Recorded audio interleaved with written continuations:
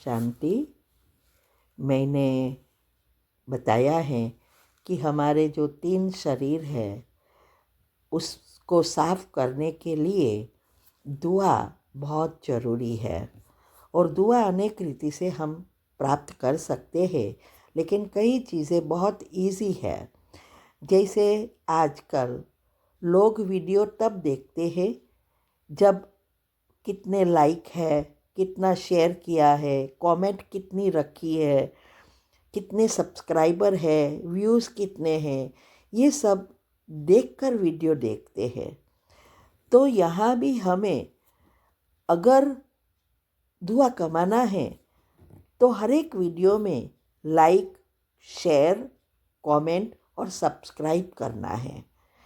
इससे कई आत्माएं इसको देखेंगी तो उसमें भगवान की बातों को समझने के लिए मन होगा और फिर इसमें से कई आत्माएं बाबा के जो छुपे हुए रत्न हैं, माना भगवान के बच्चे जो है वो निकल आएंगे।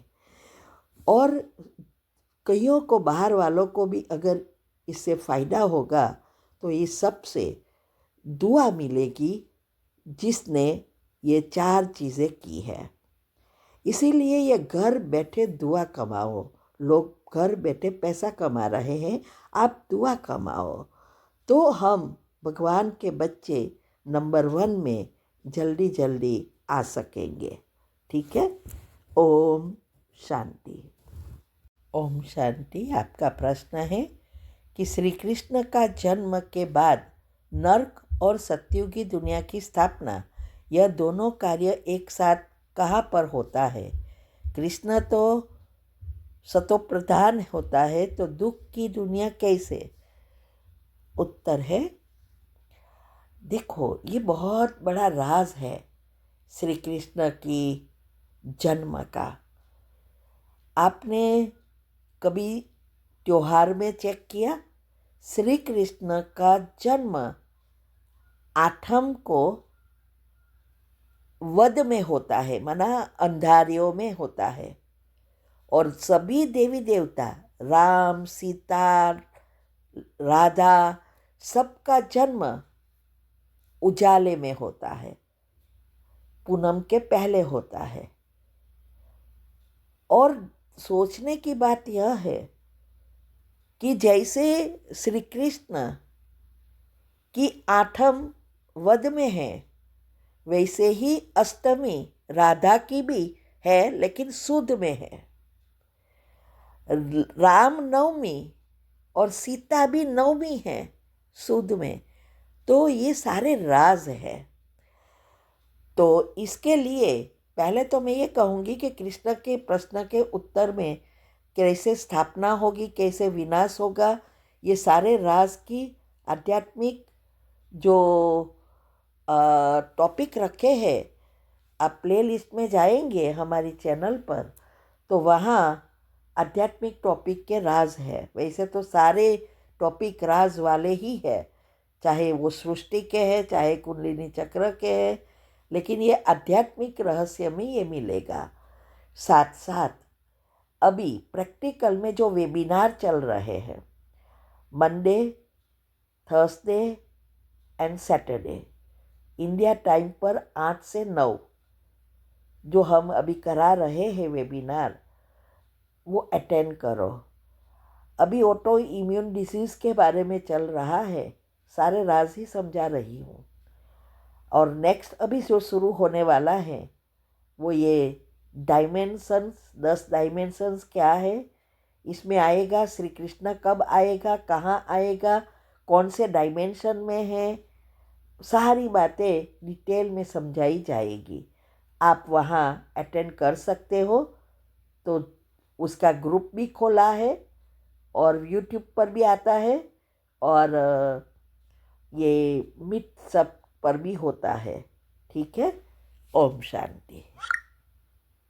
ओम शांति। आपका प्रश्न है, सत का संग ज्ञान मार्ग में होता है, अभी तुम सत्संग बाप के साथ बैठे हो, परमात्मा की याद में रहना माना सत का संग करना। सत का संग ज्ञान, सत का संग बाप माना परमात्मा, सत्संग याद है। यह समझना है कि परमात्मा क्या कहना चाहते हैं। उत्तर है, ये भक्ति मार्ग में हम कथा सुनते हैं या कोई ऐसे रिलीजियस फंक्शन में जाकर पूजा पाठ करते हैं तो हम कहते हैं सत्संग है। इवन घर पे भी अगर हम कोई पूजा रखते हैं तो क्या कहते हैं, सत्संग रखा है आना। तो सत का संग क्या है वो यहाँ परमात्मा समझा रहे हैं। सत माना सदा सत्य। तो जो जन्म मरण के चक्कर में आते हैं, चाहे वो देवताएं हैं, देवताएं भी तो मनुष्य बनते हैं ना, चाहे वो साधु संत है, चाहे कोई महान आत्माएं हैं, वो भी सत्य नहीं कहा जाता, माना सदा सत्य नहीं रह सकती, क्योंकि वो जन्म मरण के चक्कर में आने से आत्मा में इनप्योरिटी आ जाती है और वो सत्य नहीं रह सकती। लेकिन एक परमात्मा ही है जो जन्म मरण के चक्कर से न्यारे है, कभी भी जन्म नहीं लेते हैं, इसीलिए वो सदा सत्य है। इसीलिए शिव को ही कहा जाता है सत्यम शिवम सुंदरम। सदा सत्य, शिवम माना सदा कल्याणकारी, सुंदरम माना सदा सुंदर। सुंदर का अर्थ आत्मा कंप्लीटली प्योर, कभी भी इम्प्योर नहीं होगी।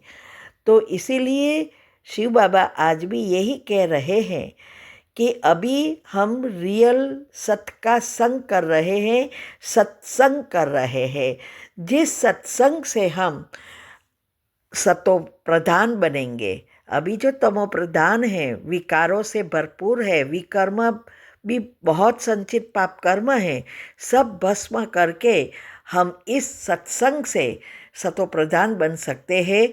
बाकी दूसरे कोई सत्संग से सतो प्रधान बन परम धाम या स्वर्ग में नहीं जा सकते।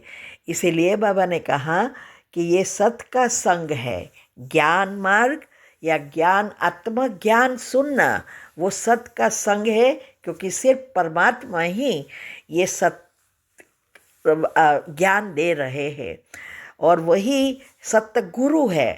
जो कहते हैं ना कि सतगुरु वही है जो सदगति दे, तो वो सतगुरु सत्य एक ही है।